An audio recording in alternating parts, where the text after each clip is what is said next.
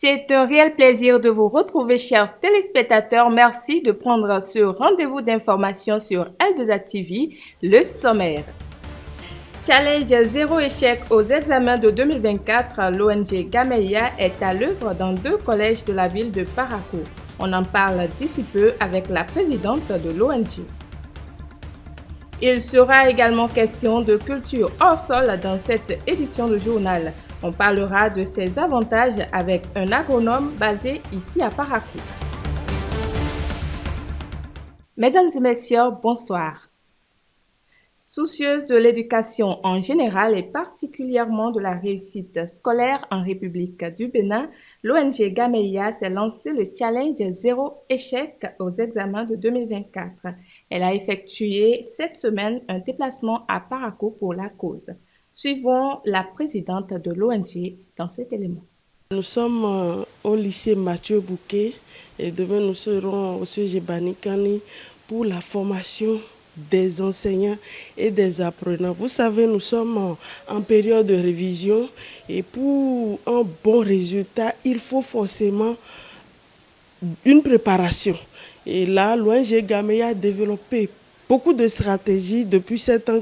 Nous avons également l'agrément et nous sommes obligés de partager ces connaissances-là avec nos collègues enseignants. Parce que, vous savez, il y a souvent conflit maintenant. Les enfants ne veulent plus travailler, l'enseignant a la volonté de les pousser, mais n'ayant pas toujours les stratégies qu'il faut, il se transforme encore en adversaire.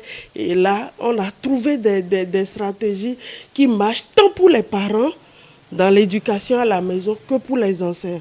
Donc, on va essayer de faire un ramassis de toutes ces stratégies-là et le reste, on le fera en ligne comme d'habitude. Vous retrouverez le compte-rendu de ces séances de formation sur l'ensemble de nos canaux de diffusion. Et on reste dans l'effervescence des préparatifs des examens de 2024. Une équipe de votre rédaction a rencontré pour vous le directeur du collège qui a été le premier au baccalauréat de l'année dernière. Il nous livre des secrets pour mieux réussir les dernières révisions. Par arrêté interministériel en date du 5 février 2024, la date des examens du brevet d'études du premier cycle et du baccalauréat ont été fixées respectivement au 10 et au 17 juin. À moins de 2 mois de ces examens, élèves, enseignants et responsables d'établissements s'activent pour de meilleurs résultats. Ici, au CEG Okédamon, tout est fin prêt. Les professeurs ont déjà fini, dans certaines matières, ils ont déjà fini le programme et ils vont passer à la phase de révision intensive. Au BPC, nous avions 318 candidats. Au bac, nous avions 192 candidats. Repartis en A1, nous avions 19. En A2, nous avons 23. En B, nous avons 56. En C, nous avions 10 et en D, nous avons 84 candidats. Au-delà du programme presque achevé et des dispositions prises par les responsables de l'établissement, les candidats devront aussi comprendre l'enjeu des examens et éviter tout comportement déviant. Les parents devront aussi les y aider.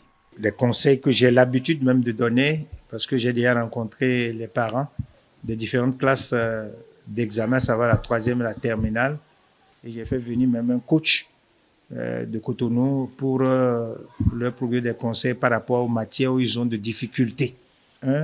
Les enfants doivent maintenant chercher à comprendre mieux ce qu'ils ne comprenaient pas. Deuxième chose, c'est tout ce qu'il y a comme amusement. C'est-à-dire surtout les enfants de 3e. Vous saviez, c'est des enfants qui ont 12 ans, 13 ans, et ils ne savent pas ce pourquoi ils sont là. L'école constitue, n'est-ce pas, un amusement. Alors, au retour des congés de Pâques, je suis parti de classe en classe pour leur dire les petits jeux brutaux là, que ça cesse. La 3e chose, je leur ai dit, il faut que plus pour les enfants à 22 heures qui dorment et qui se réveillent très tôt à 5 heures. Pour les grands qui sont intermédiaires peuvent aller à minuit et qui se réveillent aussi très tôt. Vous savez, les enfants là d'aujourd'hui sont bénis, mais ils ne profitent pas. Vous aviez dans la même ville plusieurs collèges. Ça devait leur permettre, n'est-ce pas, de prendre les épreuves d'ici, de traiter. Réputé pour ses bonnes performances aux examens nationaux, le CEG Okédaman ne compte pas s'arrêter en si bon chemin. Malgré les difficultés liées surtout au manque d'infrastructures, le corps enseignant et la hiérarchie restent confiants. Nos expériences pour cette année, tout ira bien.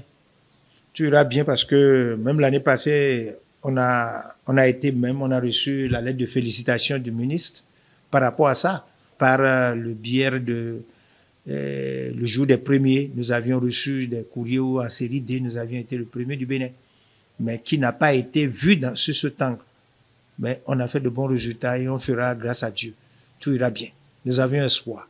Bonne chance à tous les candidats.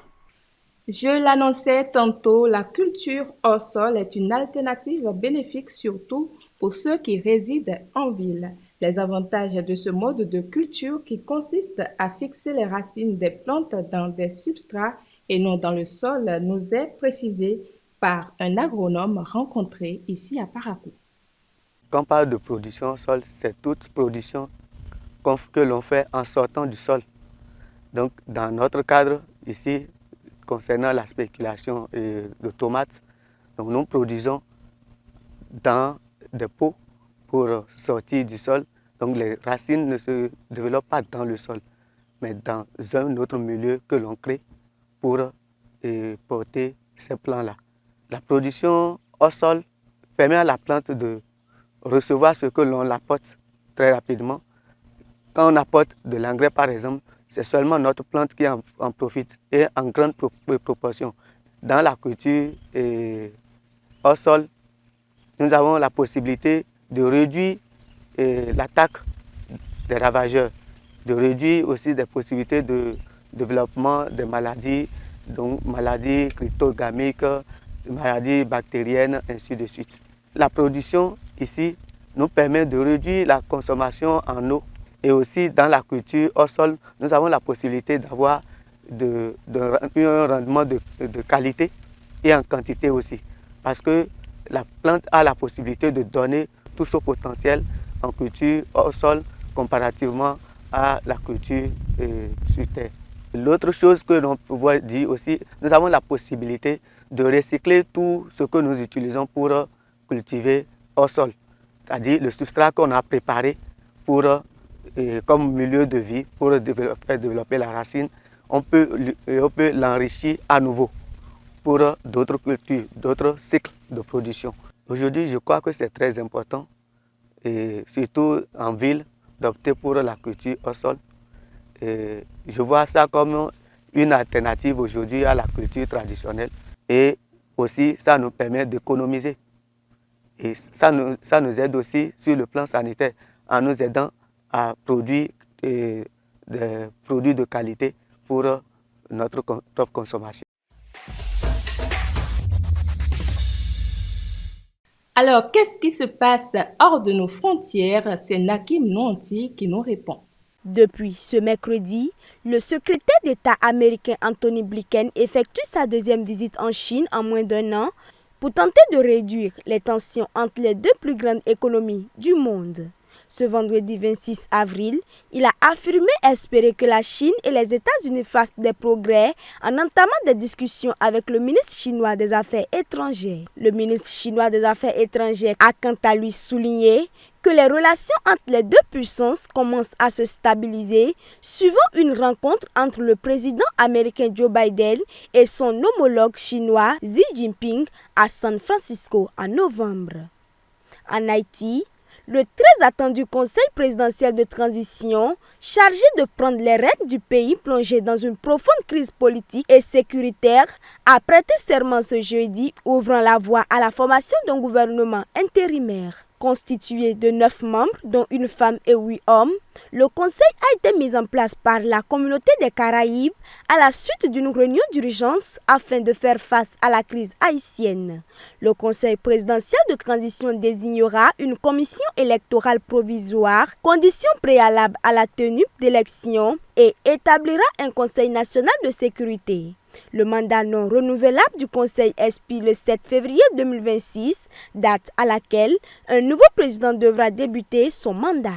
Autre nouvelle, En Tanzanie, le Premier ministre a annoncé ce jeudi que les inondations causées par les pluies diluviennes ont tué au moins 150 personnes et fait plus de 200 000 sinistrés à travers la Tanzanie, soit plus du double du nombre de morts rapportés il y a 2 semaines, alors que les précipitations augmentent en particulier dans la région côtière et dans la capitale Dar es Salaam. Plus de 50 000 foyers ont été touchés et des centaines de personnes ont été blessées. Selon le chef du gouvernement tanzanien, ce cataclysme serait dû au phénomène climatique El Niño qui aurait aggravé la saison des pluies en cours, provoquant des inondations, des glissements de terrain et détruisant des routes, les ponts et les voies ferrées. Les écoles inondées ont été fermées et les services d'urgence sont mobilisés pour secourir les personnes bloquées par les eaux. Relations diplomatiques entre le Ghana et le Vatican, le vice-président du Ghana, le docteur Mahamudu Bawumia, a tenu ce mercredi 24 avril une réunion importante avec le pape François au Vatican. Les discussions ont porté sur le renforcement des relations déjà positives et sur une série de sujets en mettant l'accent sur le paysage politique et socio-économique du Ghana, en explorant notamment les collaborations potentielles dans les domaines de l'éducation et des soins de santé. Ce dialogue a souligné l'engagement inébranlable du Ghana à faire progresser son développement socio-économique et à rechercher des partenariats avec les parties prenantes mondiales pour atteindre des objectifs communs. Ainsi prend fin ce journal, mesdames et messieurs. Merci de l'avoir suivi. Portez-vous bien et restez en compagnie de nos programmes. Passez un excellent week-end. Au revoir.